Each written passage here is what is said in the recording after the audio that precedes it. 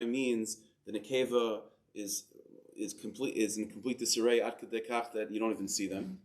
And the geula begins when the nekeva begins to resurface. The Miyaldis Ivria is Miriam and so on, where there's the nekeva begins to not just to resurface and to become rebuilt, but mamash become one with the zachar, to the point of where you have in Parshas B'Shalach, this is Parsha, where you have literally the pasuk making a point of it that the men sing a song and the women sing a song. It's a funny thing. But when it says Klal Yisrael sang, it probably means men and women.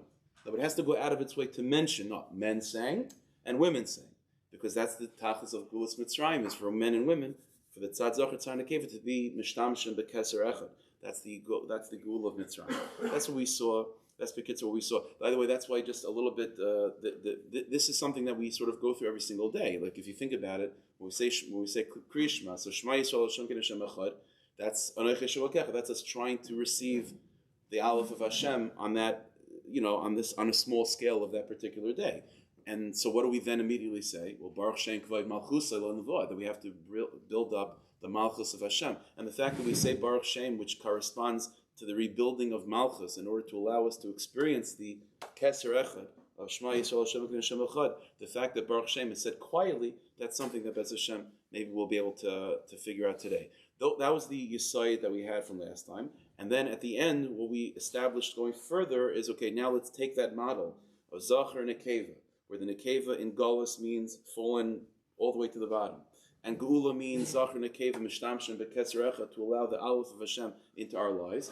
Now let's begin to translate this in Avodas Hashem practically. That's what we did last time.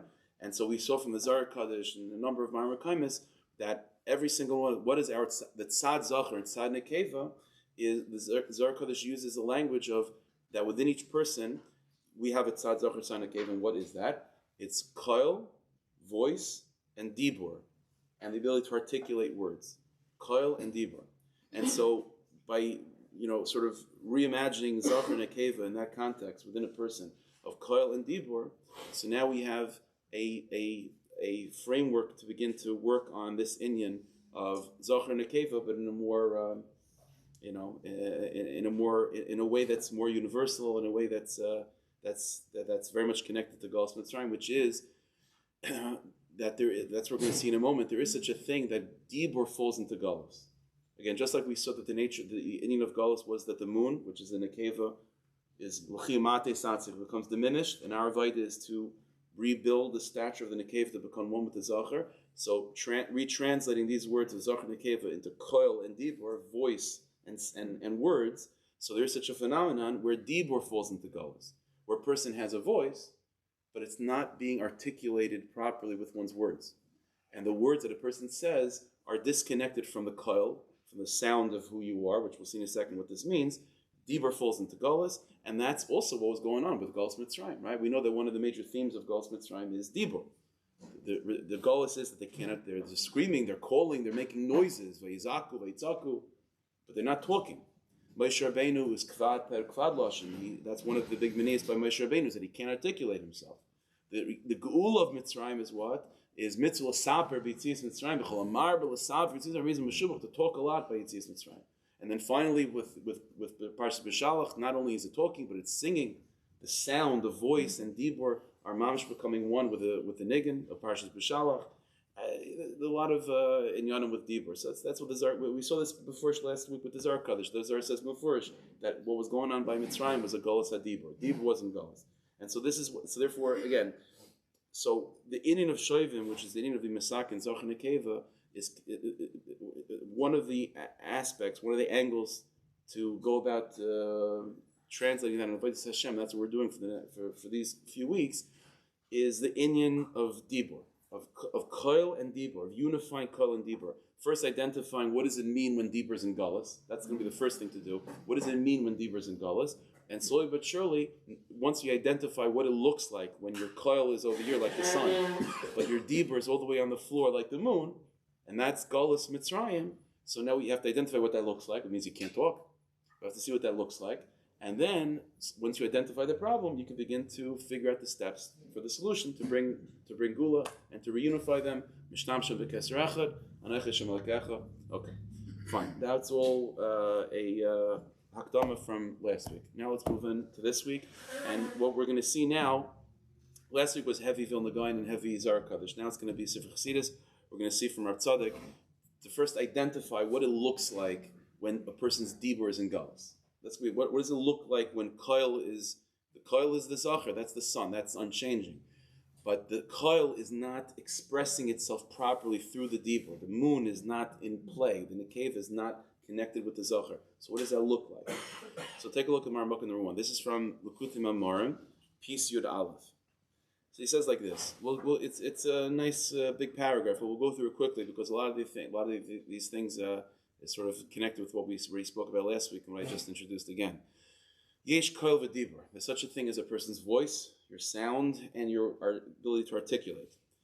Hadibur, what do I mean when I say dibur? So dibur, what it says Rav Tzadok means mehei mitzvah sapeh, means from the 5 different places of articulation. Right? You have the back of the throat, and you have your teeth, and the lips, and the tongue, all the chech and the gar, the 2 different parts of the throat, all the different places in the person's mouth and throat that take the sound that's coming from a deeper place and chops it up and manipulates it and turns into words. That's what I mean by dibur. So there's the sound, and then there's the articulation of the sound, the ability to turn that sound into communicative words. So that's where dibur comes from. The koil and the sound comes from a deeper place than just the throat and just the mouth. Mireya comes from the lungs and the heart, the place of the chest. That's where those that are like real chazanim know that when you make noise and you're making sound from your throat, that's going to kill your throat. You want to be able to make this sound. I don't know what this means, but this is what I've been told. Right. You make sound from your chest and from your lungs. That area that has more of a kim. That's really where sound is supposed to be coming from. So koil is connected. So now we're getting closer to identify. So koil is going to be connected to the part of the body.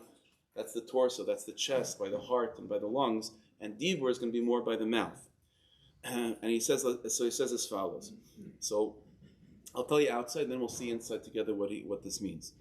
Koil, once you identify the place of koil, which is the place of the lungs and the heart, koil is therefore going to represent what you mean. You. When you want to point to yourself, you don't point to your mouth, right? You don't point to your throat. You usually point to your chest. So the lungs and the heart, the koil, represents your truth. That's a funny language of Tash and Pei Gimel, but you understand. But I mean, who you are, that's him. Your atzmis, your essence. The dibur, which is the mouth and the ability to articulate, means to be that's what you communicate. So there are 2 separate parts to who we are. In other words, there's who you are, and then there's your persona outside to other people. Yeah. Now, as we're going to see in a second, when there's a disconnect between who you are and your articulation and how you express yourself outwardly, then basically that's just living a lie. It's just walking around being one person and saying things that are not authentic, that are not coming from a deep place. So it's on the most basic level, it means saying good morning, and you don't really mean it. You just simply don't mean it. What do I mean not to mean it? Not that you wish the guy not a good morning, but you don't mean it. It's not dvarm hayotzim in halev and ichnasim el halev. So when you have koil and dibur in sync, it means that every word that you say that's articulated through your mouth, which is your sort of expression outward and how you interact with the world, is coming from your kishkas. It's coming from your essence. You say what you mean. You say what you mean. Obviously, the deepest expression, or the most extreme expression of Golus Hadibur, when there's a disconnect, is saying things that are not true, right? Like, a person asks you what you had for breakfast, and you had Cheerios, and for every reason you just you want to lie, you say you had Frosted Flakes. Like, why'd you lie? I don't know, you don't really gain anything from that. But there's such a thing that a person has like a tendency to lie. That's Golus Hadibur. That's to its extreme, right? Because what is that? That means that the koil, the heart, the essence of the atzmut, the emes of who I am, is completely disconnected from the mitzvah sapeh, from what is being articulated. So it doesn't mean, Golus Hadibur doesn't mean that you can't talk. And Golus Hadibur doesn't mean that what you say is not able to be heard as if it's not coming from a voice. But it means what a voice means in terms of having a heart and kishkas and emes. That's not being articulated. So let's see. We'll see it together. So it says Rav Tzadok again, the end of the first line. Ki bris halosh neged bris hamor. This relationship between koil and dibur corresponds to also the relationship between Zachar and Nekeva. So he says like this: Rak Shezeu Yichud Tata Zachar and Nekeva. That union between Zachar and Nekeva is a union that bears physical fruits, right? It's Yichud Tata. It's a lower unity. In other words, it's a unity that's very physical. Zachar and Nekeva. Hainu, and what does it mean? What is the result, Be'ez Hashem, when there's a unity between Zachar and Nekeva? Hainu koyach hatzola poil b'maisa. It means that there is a potential, there's a truth, kiviyachol, there's a locked up in the Zachar, and through the union of Zachar and Nekeva, there's something that's brought out lamaisa. That's a child. That's a mazel tov. Shuyicha Zachar and Nekeva. Hainu koyach hapula matzola poil. The Zachar means the potential, and Nekeva means actualizing that potential. When there's a healthy union between Zachar and Nekeva, it means that which was a potential in the Zachar is now through the union between Nekeva is now brought out l'maisa. And so what was only a tipa, what was a piece of genetic material, which was a nice idea, but not really anything you could bring to cheder. You know what I'm saying? So now with a yichud Zachar and Nekeva, now that piece of genetic material, which is just potential, is now fully developed and able to be brought out into the world, and what was locked up in potential in the Zachar is now actualized, and it's b'nok kara davua. The child is an extension of the father. It's not a goylem, right? It was a goylem. A goylem is something that's created not from the truth of the parents, right? But when it's coming from the truth of the parents, and then there's that's a human being. He goes on to say that the union of Zachar and Nekeva, yesh b'kayach chiyus mamish, it has strength to it. It has chiyus. Sheri noitzi menu dumas adam b'demusa v'tzalmai. So just like we have Zachar and Nekeva physically, when those two forces of Zachar and Nekeva are in union, Be'ez Hashem, it results in a creation. It results in something that's created. So kach bris haloshin. So too, when it comes to this union of koil and dibur, with which is also the Zachar and Nekeva of a person in terms of their ability to speak. It's also a higher unity. Hainu mayach v'lev, which means your heart and mind being connected with the words that you say. So just like when you have a healthy Zachar and Nekeva relationship, there is a chiyus, there is a life force that emerges out of that union. So too says Tzaddik, when you have a healthy Zachar and Nekeva relationship with your words, there is a life force that emerges out of that union. When you say words that you mean, they automatically have a life force to them, and they can have a life of their own. And they can literally travel to another person's heart and affect them. So in other words, when words are spoken and there's a disconnect between Zachar and Nekeva, then that's called Pagama Bris, and there's no life that's produced from that. But when you have Koil and Dibur working in sync, which means that you say words, and it doesn't matter what you say, but whatever you say, it's with all your heart, b'chol levavcha, then automatically that means there's a union of Zachar and Nekeva within you, and whenever there's a union of Zachar and Nekeva, it bears fruits, and it's poil something, and there's chiyas, and now there's something that actually exists because of it. So he says like this. The next few lines we're going to run through quickly. Those that understand, good. Now, just like when it comes to Zachar and Nekeva, there's such a thing as Shimash Be'ever HaMeis. There's such a thing as a relationship of Zachar and Nekeva without chiyas, she'ein bo chiyas. The gam kishiyesh b'chiyas, or sometimes there is chiyas between the relationship, rak she'niyar kechetz, but it's not with a strong chiyas. So there's all different levels. When you have Zachar and Nekeva, the relationship is supposed to be with chiyas, with life force. And there's different madrigas of that life force. But ultimately, the peiros that are produced, the actual mazel tov that emerges out of that union, is when the union is with chiyas and kayach. So he says the same thing like this: Kach b'losh, and so too in the relationship of Zachar and Nekeva within us in terms of dibur, yesh dibur meis. There's also such a thing where it's not a relationship between the koil and the dibur. It's not one of chiyas. Pirish. Shein b'chiyas b'leiv. It means that the words that you're saying are not, there's no passion behind them, there's no fire behind them. You don't mean what you say, you're not invested in what you say. An example of this from the Rishonim is tefillah b'lei kavana, it's kaguf b'lei neshama, right? So we're going to see soon that the one avoid that we have in the day that's very much connected with dibur is davening, right? Even by Shemona Esrei, which is the apex of davening, right? It's dibur without sound, right? So like davening is very much connected with dibur. And so there's such a thing as dibur without koil, Right? There's such a thing as a nekeva disconnected from the zachar. There's such a thing as the nekeva not the relationship not being with chiyas. So there's such a thing as davening also, davening without chiyas. Right? We've read about that in books, right? Such a thing as davening without chiyas. There's such a thing. So he says, gam yesh b'chiyas, and sometimes there's madrigas. Sometimes there is chiyas between the zachar and nekeva, or between your koil and your dibur, rakta in your kechetz. But it doesn't have the intensity that Chazal describe as if like a bow was being pulled back to shoot the arrow. The Chazal say such a lashon that a union is zachar nekeva to produce pairs. It has to be with that level of intensity. So there is such a thing that a person means what they say, but it's not yer kechetz.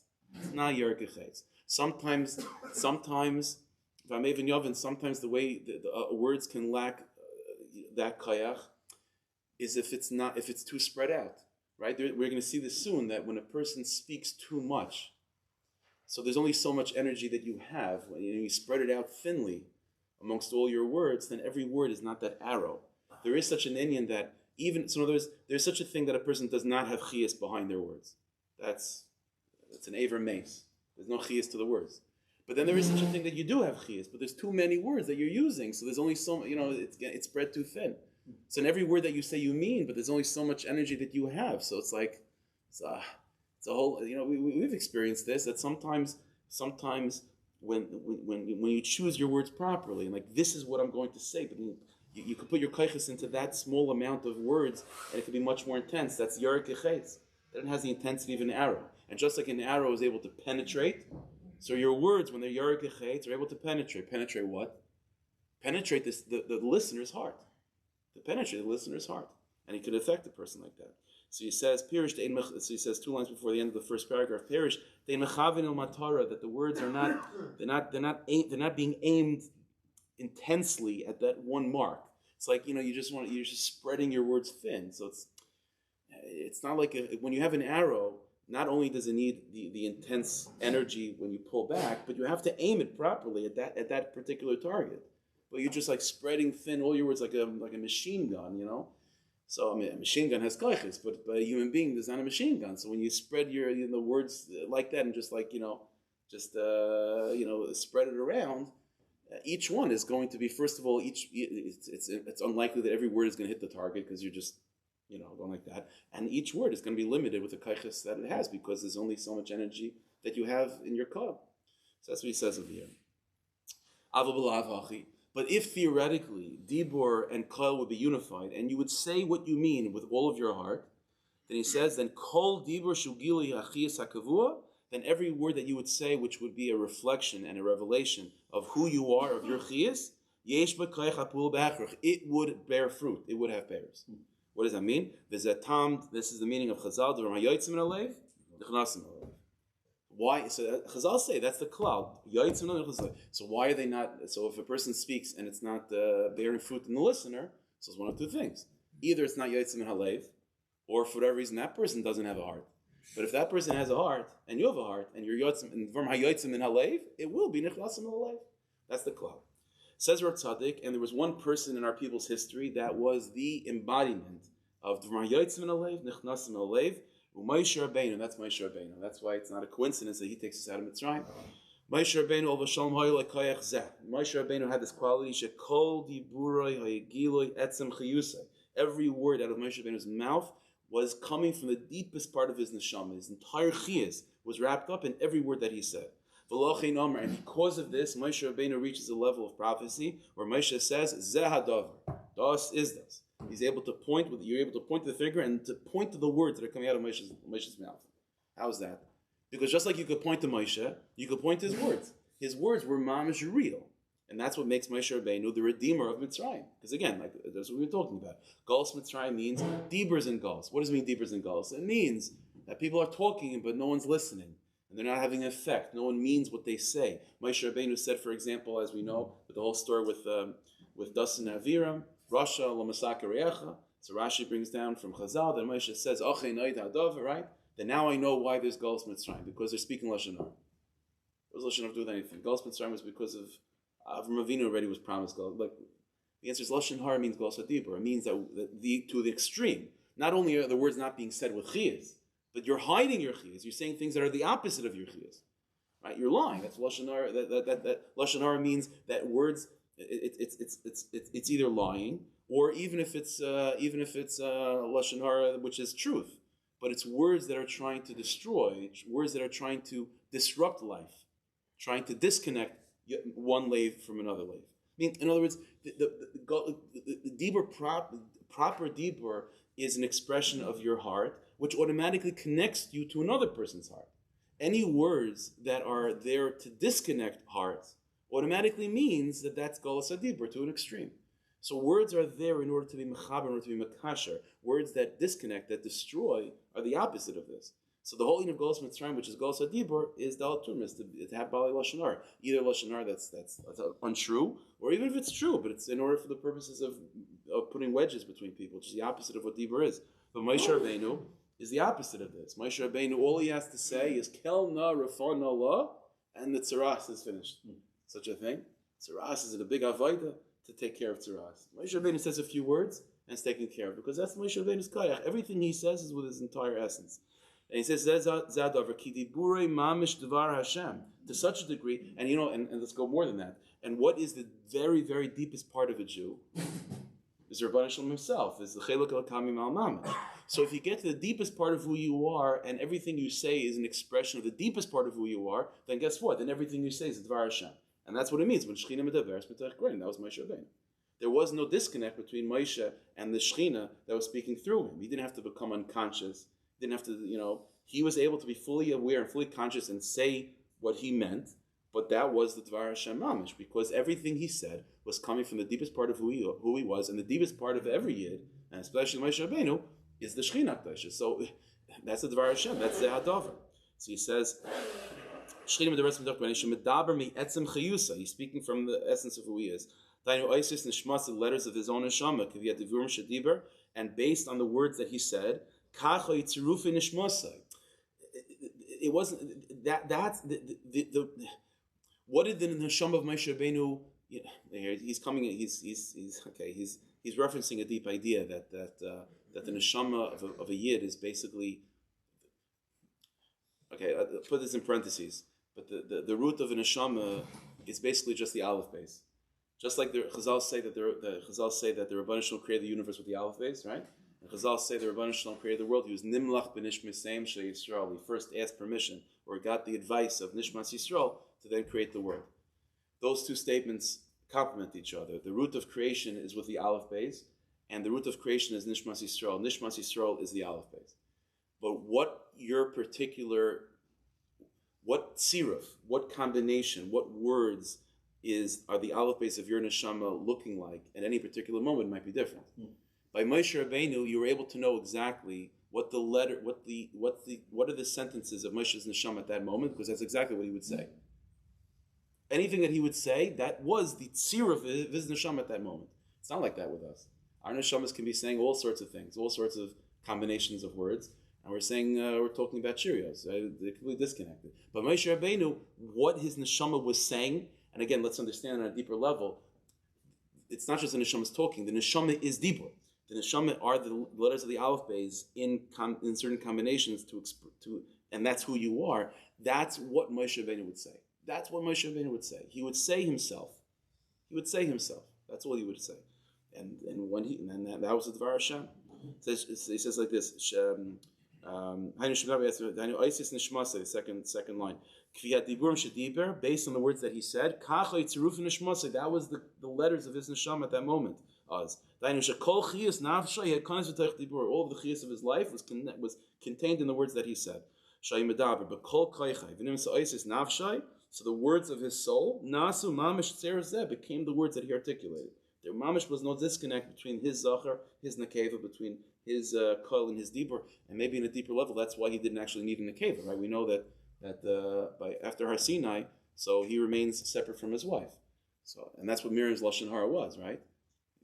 We're also neviim, and we don't separate from our spouses. Why is he separate from his spouses? The answer is Moshe Rabbeinu was such a perfect union of zachar and nekeva within himself.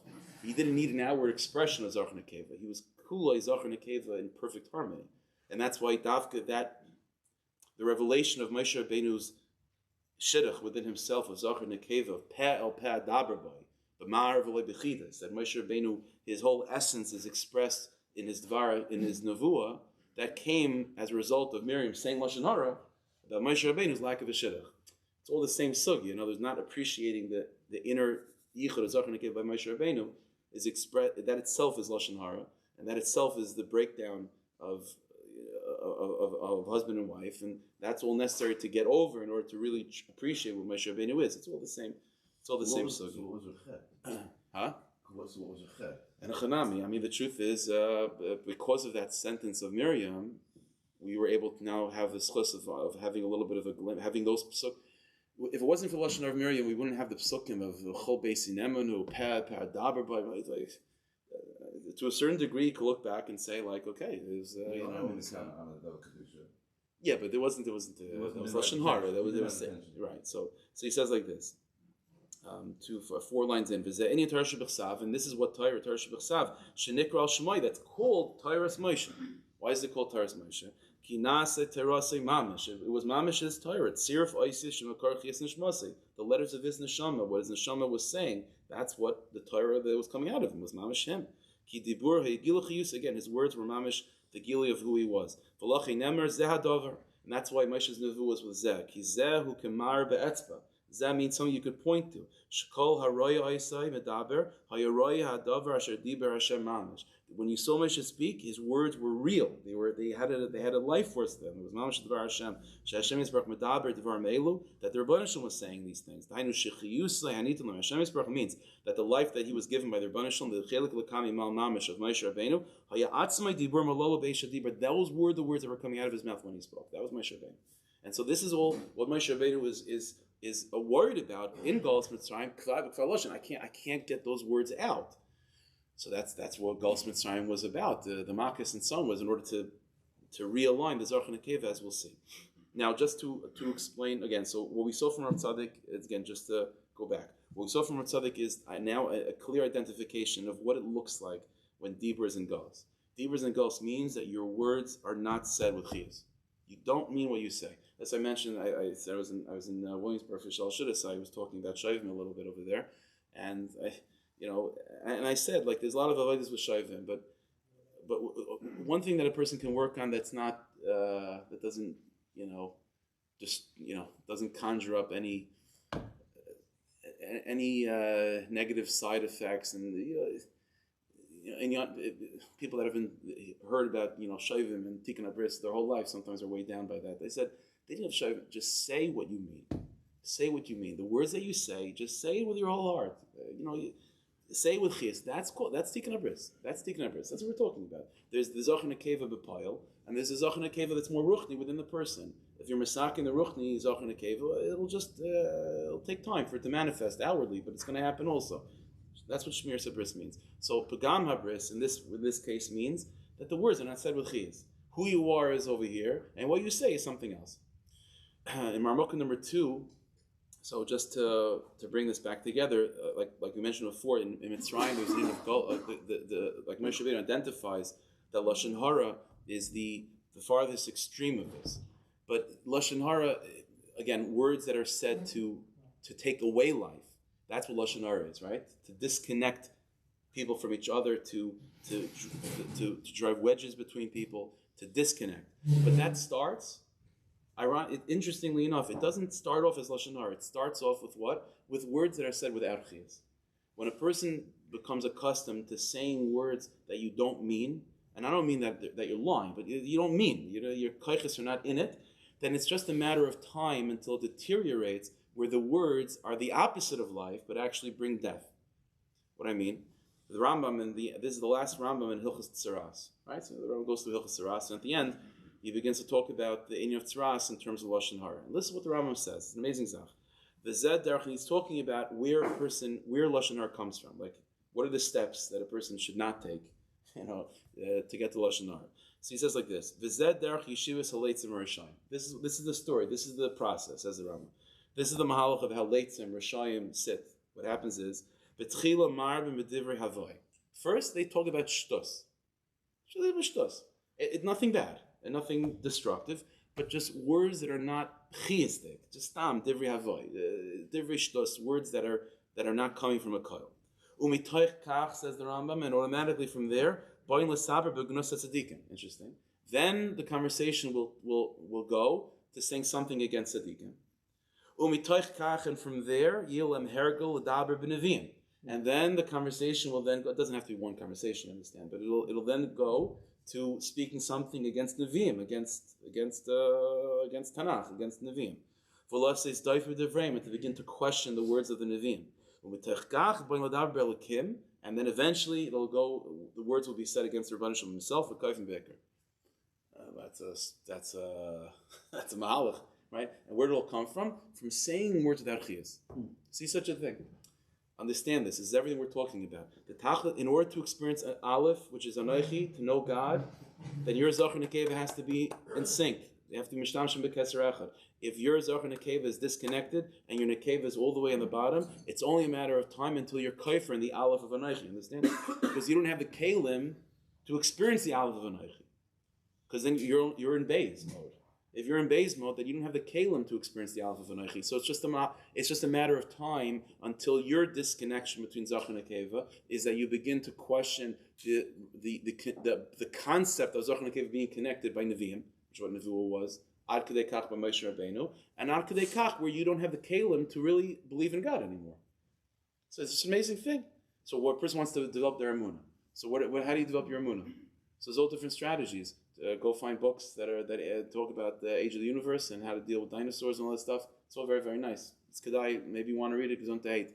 But the Rambam is telling us you want to work in your emunah. Everything you say should be dvar yitzim in a life. So it's an amazing thing. So when I say good morning to someone and I mean it, that's my avoid in emunah. Yeah. Because by being meyachid your zachar nekeva, that means that you're making yourself a little bit more one. And the more one you can be, the more you can receive the oneness of God. But if you are stuck in two, and the two is disconnected, then you don't have the kalim to experience the aleph. So people are running around for emunah, b'mechazik their emunah, b'tachin, and so on. Maybe it comes because they're talking too much. And the words that they're saying, they don't mean. That's the Rambam is saying. It's before Ram. That's the story of, that's what's going on. That's a Parshas Bay, right? Parshas Bay is Gulas Mitzrayim. Beis Aleph, right? You're moving from the Beis to the Aleph. That's Gula. That's Gulas Mitzrayim. Okay, this is all the problem. So this is all the problem with Gulas and Dibur and Diburs and Gulas. Okay, now let's begin for just a few minutes to describe the solution. How do you begin to rebuild one's Malchus? Okay, so if you remember last week, we explained that in the process of building the Malchus, it doesn't go from Mamish on the floor to all of a sudden Mishtamshim B'Keser Echad. It's a Mahalach. It doesn't go immediately like that. There's a process. And so the first step that we described last week from that Kisviyar from the Arizal was that Malchus begins to be pulled back up, and Malchus and the moon, so to speak, is now in the same atmosphere, so to speak, as the sun. But they're not mishtamshim b'keserach. But you got to begin the process. So let's begin the process. So take a look at Maramok number 3. This is also from Rav Tzaddik in Likutim Amarim, piece Yud Aleph. The Inyan Beis, and now he gives us a school, I guess you could say, like an exercise to work on, to be able to get comfortable with this Inyan of speaking with chiyas. Obviously, one way to do it is just to do it. Say what you mean. You know what I mean? Be careful with what you say. Choose your words properly. Articulate yourself properly. And whenever you choose to articulate yourself, say it with chiyas. Say what you mean. But we like skula, so we'll come up with a skula. So it says like this: V'inyan beis elu. These two inyan that we're talking about, the koil v'dibur of koil and dibur, is who Torah tefillah. It's also Torah and tefillah. Why? So he says like this: Torah hu b'koil. We find this many places in Chazal. The Torah learning is recommended to be with koil, with sound. The Gemara says in Eruvin, the batsha beruria b'man degars l'bilachisha. It's interesting. Beruria, the wife in the keva. The nekeva of Rameir, the wife of Rameir, would yell, and she would be very upset when she saw a Talmid Chacham that was learning quietly. Interesting. So she was bata. She would be very upset. She wanted people to learn with sound. The Chaim b'Shas Torah. We find this by Har Sinai. Nemer koilis, right? This Har Sinai, the Torah was given with sound, koilis. So Torah is koil, whereas tefillah is balachash, right? Like I mentioned with Shemon Esrei. Shemon Esrei is not with sound. But these noise. But the lips have to be moving. There has to be mitzvah sapeh, but not in lav dafka dibur. So Torah represents koil, and tefillah represents and dibur represents tefillah. Dibur calls the Chari says Koil is masculine. That's why men are obligated to learn. But Dibur Nukva. But women are mechuyev in tefillah too. Adarabba, they're more mekushah to davening. The Hilchas tefillah we learn from Chana and so on. The mother of Shmuel. And by the way, that's also an interesting thing. The Gemara says, and we know that Shmuel was brought Nevuah back to the world. Nevuah was dwindling out; it was becoming more and more rare. But Shmuel and Avi brought a renaissance of Nevuah. Nevuah means, again, it's not Moshe Rabbeinu level, it's Zehadover, but Al Kolpanim Koi Amar Hashem. Every Navi is on some level coming from that world of Moshe Rabbeinu, where Koil and Dibur are one, and they're able to be a vehicle to allow the Aleph of Hashem into the world. That's what Nevuah is. So it's not a coincidence that the re-emergence of Nevuah with Shmuel and Avi in the world, and the renaissance of Nevuah comes because of his mother davening, in such a way where Sfaseh Nois v'Koil Lo Yishama, that Sfaseh Nois v'Koil Lo Yishama is an expression of what was wrong without Shmuel and Avi. Right? Like without Nevuah means that there's Dibur without Koil. They're not speaking to each other. Right? So Eli was the old Kain, the Kain Gadol, and the Shofet that was before Shmuel, so he sees this as he's Choshev B'Ksherim, it's the Bechin of Lashon Hara, it's the Bechin of Begama Dibur, and this is all the Choshech that precedes the light of Shmuel and Avi, which is the re-emergence of Nevuah in a very strong sense, reconnecting to Moshe Rabbeinu, Moshe Aaron B'Kain of Shmuel B'Kar Shemai. So that's by Kairach who says Lashon Hara against Aaron and Moshe. So he did that because he felt Shmuel in his descendants, right? Because again, it's darkness always comes before the light. So Shmuel and Avi returning in the world means the re-emergence of that Yichud of Zachar and Nekeva after a long time where there was a disconnect between Zachar and Nekeva. So that's where Shmuel and Avi comes from. But anyway, so Koil and Dibur is Torah and Tefillah. V'amru, and this is in fact why we find in Chazal, Leimatzli Alecha Degarsi, V'Legarsi Alecha Dematzli. There was a focus by the Amoraim, Vayin Rava, that they should learn where they daven, and they should daven where they learn. K'haydei kol Torah zayich l'tefillah. So this is what happens. So Torah represents truth. Torah is emes. Torah is emes. Torah is emes. That's the kol. That's the sound of who you are. Tefillah means the things that you need. The things that you need to navigate in the world. That's your outward expression. That's the outward identity of who you are, how you navigate the world. It's Chai Olam versus Chai Yishah. But in order to begin to rebuild the world of Dibur, to bring Geula to yourself, to be miyached the two, to have shnei malachim mishnamshin b'keserecha, so a big inyan is to be miyached Torah and Tefillah. To be miyached Torah and Tefillah. What does it mean to bring Torah and Tefillah together? So on a simple level, like the Gemara says, to learn and daven in the same place. Learn and daven in the same place. Also what it means is to learn before davening, or to learn after davening. Literally, that there should be a connection with Torah and Tefillah. Well, there's another inyan that Rabbi Nachman talked about a lot, which is to turn your Torahs into Tefillahs. That you learn something, and then you daven about what you just learned. It's not so crazy to daven that you should be zeichet to not only there's a halach already in Shulchan Aruch that you should daven before you learn, that you should be matzliach in your learning, and you should thank Hashem after you learn. That's halach in Shulchan Aruch. But more than that, even the specific sugya that you're learning about, turn that into a tefillah. That not only should be matzliach in this particular sugya, but that this sugya I should be able to translate that into my avodas Hashem. I should live with it. I should be changed by it. To turn the Torah into tefillah, and by turning the Torah into tefillah is by connecting the Torah, which is the emes, which is Chai Olam, the internal, authentic truth, with tefillah, which is Dibur, which is how you navigate the world, Chai Yishah, things of this world, your outward expression and your way of navigating through life. Koil and Dibur become unified. That is Geula. That is Shmir Sabris. That's Tikkun Abris. And Shnei Malach Misham Shem B'Ketzerecha. Then we can have the Anoich Hashem Alekecha. So that's a big avodah of connecting Torah and Tefillah. K'adei kol Torah, Seich l'Tefillah. V'adei Tefillah, Ma'ileh kol Torah. They build off each other. The Zachar is Mashvit the Nekeva is Ma'ar the Zachar. U'Tefillah Nikras avodah Shebelev, and that's what's not easy. Davening is something that needs a lot of work. Shetzarech Yigia L'Chavin Libay. And as we all know, the Iker Inyan of davening, the sign of davening is not to say the words. That's what's interesting, is that although davening is associated with Dibur, the Dibur aspect of davening, the Yetzer Hara has no problem with, or very often not a problem. The Yetzer Hara doesn't stop you from davening through davening, right? What the Yetzer Hara stops you from is having kavanah by davening, is reconnecting your koil with the Dibur. Because that's the essence of what davening is that Yichud Zachar Nekeva. That's really the ultimate thing. So Yetzer Hara always gets away with saying, like, I'm not stopping them from davening. because what is davening? Davening is dibur. I'm not stopping from doing that. Yeah, but what the Yitzhar gets in the way is stopping the yichud. That's the essence of it. And only when the yichud takes place is davening poil, right? Chazal says such a thing by I think who is it? Reb Chia, I think it was that, or other time also. Gmarantayna says Rebbe also. I think that he would say Mashav Ruach, and the wind would blow. Moyer Geshem, like immediately, right? Like he was such a big. Because everything, when a person says words, and it's and it's poil, it has payers. It automatically has payers. So the davening is automatically going to be poil if it's minalev.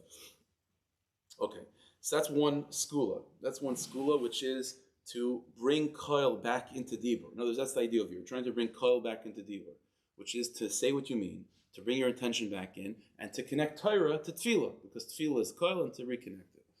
Okay, now a few more minutes, we'll see another skula, which is coming from sort of the opposite side.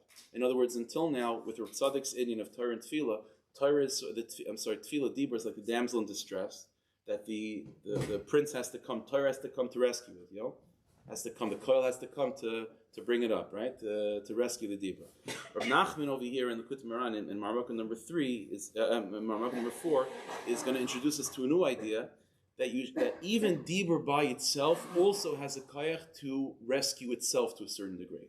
So until, in other words, in the basic model of the moon being diminished, so ein chavush mater sats basis surim, an imprisoned person can't help themselves; they have to be taken out of prison. So the Torah has to come to pick up tefillah. Rabbi Nachman is going to reveal to us that that's true, but there is a kayach within Dibur itself to rescue itself to a certain degree. Take a look at Marmukah number 4, Zakut Maran, Chelik Aleph Tzadi Ches.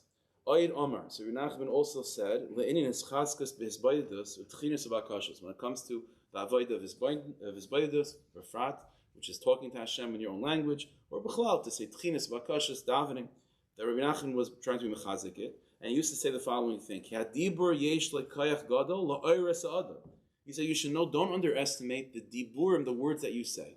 They have a koyach. They have a koyach to awake the kavanah within a person. In other words, until now it's been the other way. There's such a thing as koil. There's such a thing as koil, which is kavanah, that's Torah, and that has to sort of be brought in order for diburim to become uplifted. Rabbi Nachman says no, but there is such a thing, the opposite. There is such a thing that the nekev is mar the zachar. There is such a thing as that dibur itself has a koyach to be rescued by itself. These are the words. Even though sometimes a person finds themselves and thinks that they don't have a heart, in other words, they're just saying words but they can't get their yotzim. They can't find the Torah within themselves to connect to their tefillah. But if you keep on speaking, divrei hisayrus utchinas abakashas ukayitze, zeba'atzma shemedaber hu bechinas hisgalus hisayrus liboy v'nafshel Hashem yisbarach. Those words that you say, the ribui devarim that you say, will themselves ignite the koyach halev within them. The bechinas, like the pasuk says, nafshi yatsa bedabra, that my soul, which is my heart, was able to become discovered through my words. Nafshi yatsa bedabra, shadibra ba'atzmai, who is galas and nevesh v'alev, that the words themselves are through the many words that a person says in davening, has a way of igniting of the magal of the lev. So even though I said before that when a person says so many words, sometimes it's like a machine gun, it spreads it too thin. But when Rabbi Nachman is revealing to us that when those words, if the context of those words are in davening, and tchinis ubakashas, we're obviously trying to allow those words to be more the lev, then adrabah, riboy devarim will help. Riboy devarim, to keep on more telling and more davening, more zbaydus. You don't feel the lave, talk more, say it more, daven more, and the heart will become ignited. A few more minutes. So sometimes when speaking a lot, even at that moment it's without a heart, the heart will automatically be discovered very soon. Why? The klal is, don't underestimate the hidden heart that's within words. Even if you don't see the heart initially, there's a hidden heart to it. And there's a koyach behind it, even if you've never seen it, it's not open, but there's a koyach behind the scenes. Now, what Rabbi Nachman, this is what we're just going to end with for almost a minute. Rabbi Nachman is drawing, I think, Rabbi Nachman is drawing from a very, very deep Inyan in the Kisvei Ari, where even though there is this model of the moon being diminished, right, and the nekeva being separated from the zachar, and it's everything we're talking about in the Gol Sadibur, and because of that, ein chavesh mater sa'atzim beis yisurim, an imprisoned person, the princess can't rescue herself. She needs someone from the outside, namely Torah, and the person has to discover their kavana and their koil and their essence and their truth in order to then infuse that in the words that they say. But there is an idea from the Kisvei Ari that all that is true, but not 100%. There is a deeper truth that the moon was never diminished. There is a deeper side of reality that the nekeva is still with the zachar. In other words, the principle is that anything that exists in kedusha, in ruchnius, any situation that once existed, even if it no longer exists, the residual effect of the original existence still is true. If at one moment in history there was a moment where the sun and the moon were in the same page, and they were mishtamshim b'keser echad, it's just that then the moon started to kvetch, it means that the roishim, the residue of that moment lingers on, which means that even though we see the moon as diminished and we see Gol Sadibur, but it must be that behind the scenes on a very, very subtle level, there's always kavana within the dibur. You understand? The sun and the moon are always in sync on some page. There's a roishim from that original union that continues on. So even if a person might not see on the outside that the words are said with koil, that the person might not see on the outside that zachar and nekev in their lives are in union, but in pnimius there has to be a roishim. There has to be a roishim of that original union. There has to be a roishim of kavana within every dibur. And Rabbi Nachman in this piece is not just telling us a Torah. He's giving everything Rabbi Nachman said is the same thing. It was Yarkei Chetz. It had an impact. It was being poil something. This Torah that Rabbi Nachman revealed is being poil in the world, giving us the ability to read this, to touch that roishim, to rediscover the imprint and the residual effect of that original union of zachar and nekeva, which on some level is still true. And that's what Rabbi Nachman is talking about, that words themselves have a hidden koyach that you wouldn't otherwise suspect. What does that mean? It means that on some level, even if you don't experience the yichud of zachar and nekeva in your words, on some level yichud of zachar and nekeva does exist. Why? Because at one point it did, when the sun and the moon, for that moment. And even if it changed since then, the roishim of that original moment continues on. Take a look. It'll become balishma, So that's or yeah. it stays in the low lishma, and even there, the dibber and the kol, there's a little shemetz even in the low lishma. Both. Without it ever. Both. That's the point. The reason, let's put it this way, put them together. The reason why mitay shaloi lishma balishma is because there is a hidden lishma within the shaloi lishma, and now it's just a matter of time until that emerges. So it's not like two separate. There's a pashut pshat mitay shaloi lishma balishma is I'm in shaloi lishma mode, and for whatever reason, I don't know. Somehow, how does that work? How do I get to Lishma? The answer is the Lishma is behind the scenes of the Shloi Lishma, and it's just a matter of time until it surfaces. The Lishma means Yichazar Nekeva. It means that I'm doing this from an authentic place, and that's true behind the scenes of every Shloi Lishma, which is a disconnect between Zachar and Nekeva. But behind the scenes, there is a Yichud. This is rooted in the Kisvei Ari. Take a look at Maramuk number 5. This is from the Sefer Tamei Mitzvahs in Parshas Tetzaveh. He's talking about one of the mitzvahs of the Torah, which is La Yizach HaChoshen Me'al HaEphod. Two of the 8 begotten by the Kohen Gadol is you have the Choshen, the breastplate on the chest, right? It's by the place of the heart. And then you have the Ephod, the apron, which is on the lower half of the Kohen. Ragleha Yardes Maves. Feet are always associated with Dibur. It's always associated with how you relate to the outside world. It's your mode of transit, you know? It's how you travel outwardly. Your heart always means you. That's koil. And dibur always associated with the feet. It says in Pasuk, Lo yizach ha-choshen me'al ha-ephod. The ephod, there's a mitzvah in Torah, it cannot be disconnected from the choshen. When the Kohen Gadol got dressed with the choshen and the ephod were connected to each other, and the whole thing came on at the same time. K'zeres ha-kasef. Saying. So it said there is like this. Al kin amar kasav lo yizach ha-choshen me'al ha-ephod. That's what the Pasuk says, the choshen and the ephod cannot be disconnected. They are always connected on a higher place. And even when the moon and Malchus and Dibur falls later on, Harishima Shallah, the Roshim of what it was like when she was connected with the sun, Nishar Lamala always remains. Kamashakasav, like the pasuk says, Lo'ilam Hashem Devarcha Nitzav Hashemayim. Al Kain Ephod. Therefore, the word Ephod, Oila Peh, is the same gematria as the word Peh, which means the mouth. That's Dibur. Hainu Nukva. So this is the side of that pasuk. Liza Chesh Mal Ephod means that even if it looks like there is a Chiyuv Matis Atzmech in Pnimius on some level of Lo'ilam Hashem Devarcha Nitzav Hashemayim. Shemayim is always connected with Leiv.